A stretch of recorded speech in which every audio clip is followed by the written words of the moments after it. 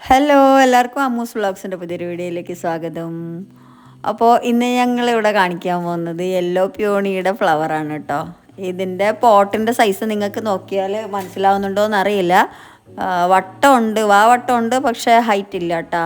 ഒരു 3-4 എന്താ പറയുക സെൻറ്റിമീറ്റർ അത്രേ ഹൈറ്റുള്ളൂ. 4 to 5 സെൻറ്റിമീറ്റർ അത്രേ ഹൈറ്റുള്ളൂ.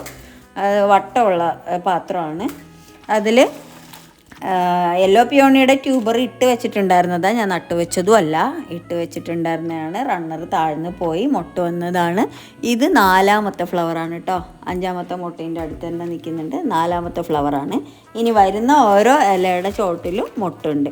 അപ്പോൾ യെല്ലോ പിയോണി ഹാർഡി ആണെന്നാണ് ചിലരൊക്കെ പറയുന്നത്. എനിക്ക് ആദ്യം നേരത്തെ ഒരു 2 വർഷം മുന്നേ വെച്ചപ്പോൾ എനിക്ക് ഒരുപാട് ഫ്ലവർ കിട്ടിയതാണ് വലിയ പോട്ടിൽ. അപ്പോൾ യെല്ലോ പിയോണി പൂക്കുന്നില്ല, ഈ സമയത്ത് പൂക്കുമോ എന്ന് ചോദിക്കുന്നവർക്ക് ഇതാ വീഡിയോ.